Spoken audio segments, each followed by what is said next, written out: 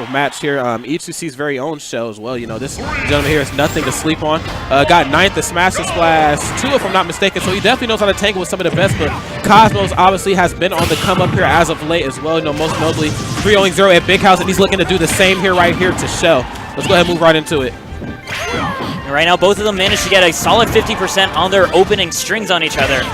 Looking like a solid game right now, but being FD, getting back to the neutral from the disadvantage state so hard, and we're seeing that right now on Shel. Yeah, Shel just really struggling to get back here off stage. That's one of the things you have to do when you fight against a character like Corrin in the hands of somebody as talented as Mr. Cosmos here. That down air was so smart to break right through the focus. Yeah, you know, you have to know how many, what moves are your multi-hitting moves to knock him out of that. Because if you don't stay, careful, things like that are going to happen. As you see right here, Shel just closing out that first stock very early on, even despite losing so much health. I mean, that's the scary thing about Ryu, right? If you don't actually kill him, you're just giving him more power at the end of the day. Right, right. And then, you know, you give the Ryu mains that bit of confidence, as you see right there, just kind of walked right up on Cosmos and grabbed him out of this neutral special. Not too many players are brave enough to do that, I'll tell you.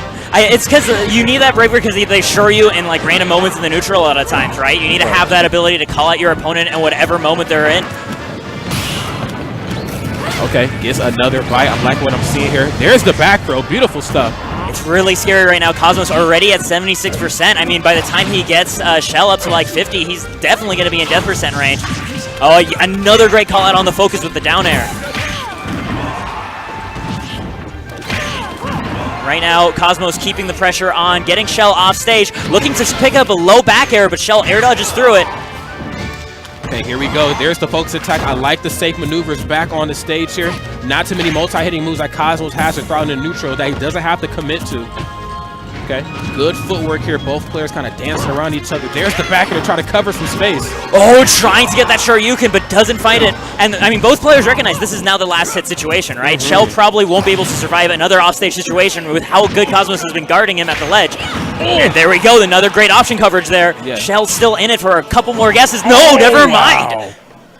Oh my goodness, and that was so smart of Shel, you know. He avoided the pin, but still got hit by the kick, and that's all Cosmos needed. Closed that one out with the aerial off stage. And it was only a matter of time, like you said, before he was gonna be able to catch either one of his Shoryus or catch him out of a jump or hell, like we seen there, caught him out of his Tatsu. Yeah. Beautiful stuff there in game number 1 to Shel, but just even more fantastic work coming out here from Cosmos. It's such a scary matchup, again, because it feels like Ryu's job in a lot of matchups is just make sure the opponent is 60% by the time you're at 100, because then you're going to kill them. You're actually winning in that stock.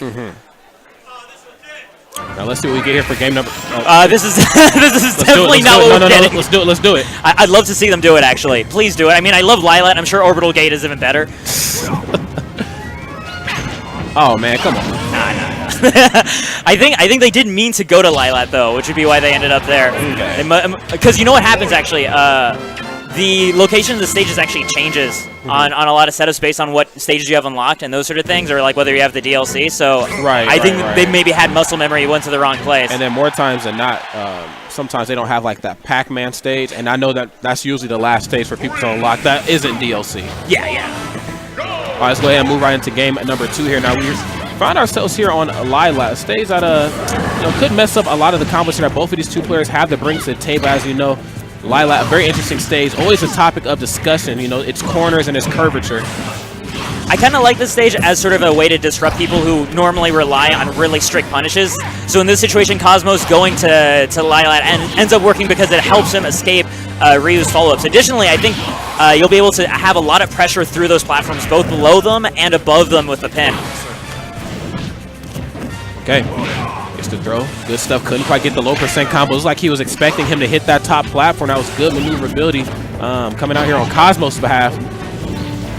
Once again, we're seeing that similar story where we see Ryu at so much percent, but know that he's not quite out of this yet. Oh, nice frame trap right there. Back air into forward smash. Uh-oh, trying to catch his landings. I like what I'm seeing. Oh, and just like that, the pin snipe from Cosmos. He is the best at pulling those off in the heat of neutral. Uh-oh. Okay. I like the FADC mixes. We need to see a little bit more of that here from Shel. Try to get Cosmos out of this corner. It seems like the majority of the set has kind of surrounded around Cosmos bringing Shel, and I'd like to see the shoe on the other foot. Even though I guess neither one of these players are wearing shoes, but you know what I mean. You know what I mean.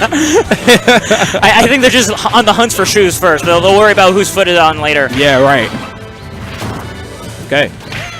As you see right now, Shel kind of retreating in a bit of a passive state. Oh, I think that was supposed to be Shoryu. Oh, that is a great answer to Pin right there, being able to focus right through it and then immediately punish the whiff punish with his own Shoryuken. All right, here we go. Shel putting himself back onto the border. Has a little bit of momentum on his side here, G-Pick. Let's see what he's going to do with it. And right there calling out the empty pin jump. Not able to get much more momentum going, and this is the scary part. Oh, actually focuses through that same edge guard that lost him the previous game. Oh, good stuff. Try to use the dash attack there as he caught the up special.